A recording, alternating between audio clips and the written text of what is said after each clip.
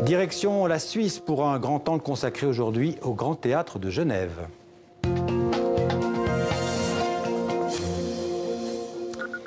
Et avec nous en direct de Genève, Daniel Delay. Bonjour, merci d'être avec nous. Bonjour et merci de nous accueillir. Alors vous êtes le conseiller artistique du Grand Théâtre de Genève. C'est un grand théâtre qui avait besoin d'un rajeunissement ?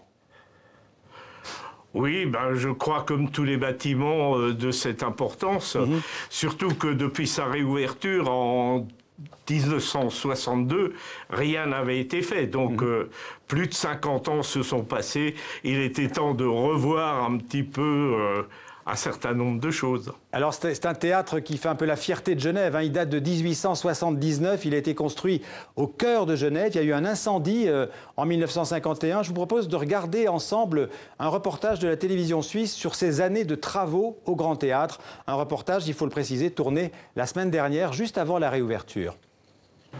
Les Muses ont fière allure, l'auguste façade âgée de 140 ans a retrouvé l'éclat de sa jeunesse et surtout à l'intérieur de l'édifice dédié aux arts lyriques, les espaces d'accueil affichent tout leur lustre d'origine.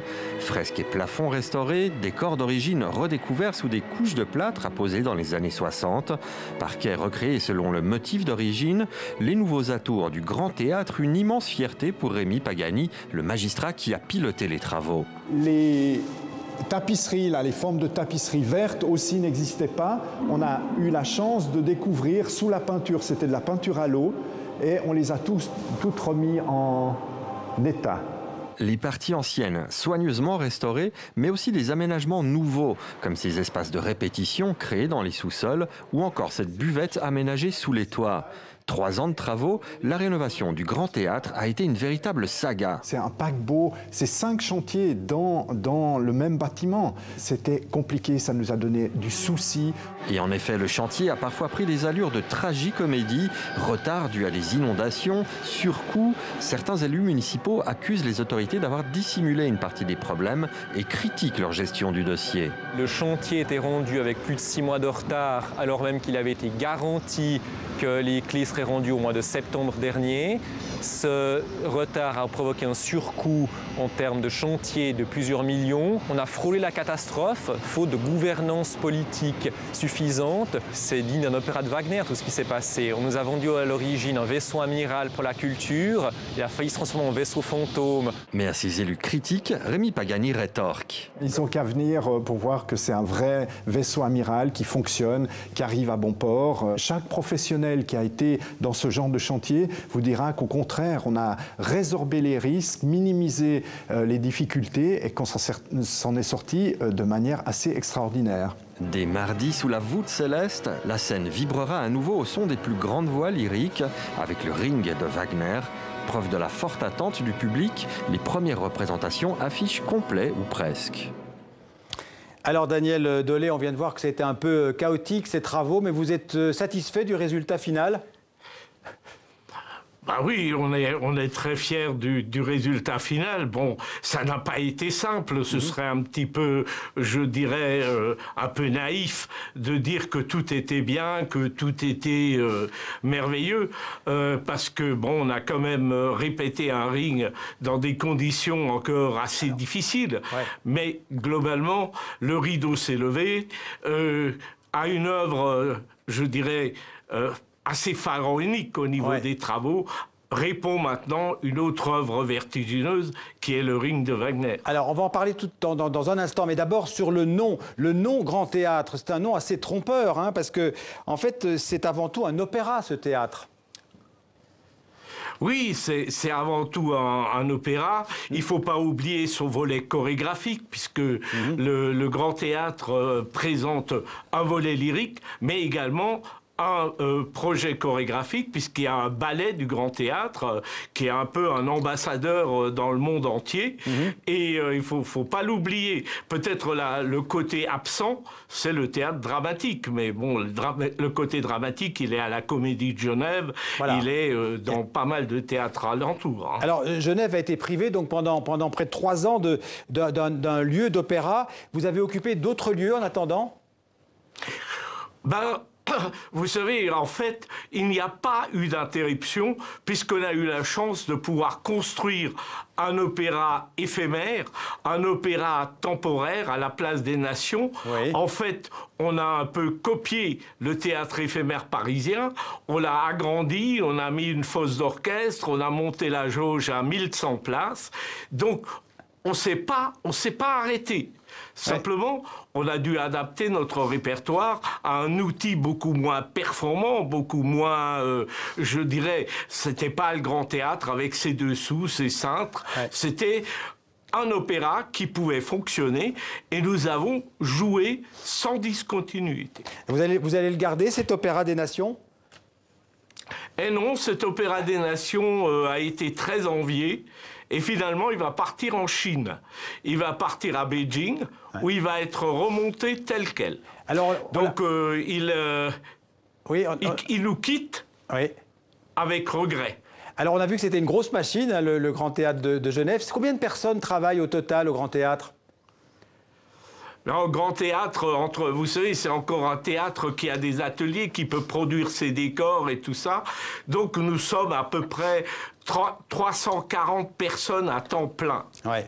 Alors, j'ai vu que vous étiez aussi le dramaturge du Grand Théâtre de Genève. C'est pas vous qui écrivez les livrets, quand même? Non, je n'écris pas les livrets, mais je réalise les programmes. Et par exemple, sur le ring, j'étais une des chevilles ouvrières de ce ring, quoi. D'accord. Du concept même. Alors justement, parlons des programmes du Grand Théâtre pour les mois qui viennent. Vous l'avez évoqué, donc il y a la tétralogie de Wagner. Hein, mais alors j'ai vu que la tétralogie était donnée un peu dans le désordre. Non, on la donne dans l'ordre parce que maintenant on a fait l'ouverture. Ensuite, on va reprendre 2 cycles au mois de mars. On va continuer nos activités puisque, bon, on est quand même très content d'avoir retrouvé la maison. Donc, on va entendre la semaine prochaine un Bellini, voilà. Le Pirate. On va faire en version concertante le Pirate. Ensuite, nous aurons une série de soirées avec Sarah Barras qui était venue l'an dernier. Et là, elle revient avec son nouveau spectacle Son Brasse. Ouais. Et puis, au milieu de ça, nous aurons aussi un récital de leader, un quatuor vocal avec 2 pianistes, donc piano à 4 mains, pour les Liebeslieder de Brahms. Et j'ai vu que vous allez aussi avoir du Verdi. Ah oui, pour terminer, parce que vous savez, le fondement à Genève des programmes, c'est Mozart, Verdi et Wagner. Ouais. Alors, dans notre théâtre éphémère, nous étions un peu privés de Wagner parce que les effectifs orchestraux ne rentraient pas dans la fosse. Ouais. Donc, il était normal, honneur à Wagner, pour recommencer. Et pour finir, un autre pilier du répertoire avec Verdi et le bal masqué. En fait, on ne devrait pas dire le bal masqué, puisque nous allons jouer l'œuvre originale, c'est-à-dire Gustavo Tre, cette œuvre qui avait été interdite par la censure. Et puis j'ai vu qu'il y a aussi un récital, notamment de Patricia Petitbon. Alors l'opéra partout dans le monde, en fait, a la réputation d'être assez élitiste et les places plutôt chères en général. Est-ce que c'est le cas aussi à Genève ? Écoutez, sur le prix des places, on peut toujours discuter, mais je crois que petit à petit, et je pense que ça va continuer, on a un public de plus en plus jeune qui vient, un public nouveau. Je crois que l'essentiel, c'est à un moment donné, il faut ouvrir les portes. Il faut... c'est réservé à personne. Et d'ailleurs, pour le ring, vous savez, on a fait une grosse opération avec l'école, une école d'art qui prépare des étudiants à la bande dessinée.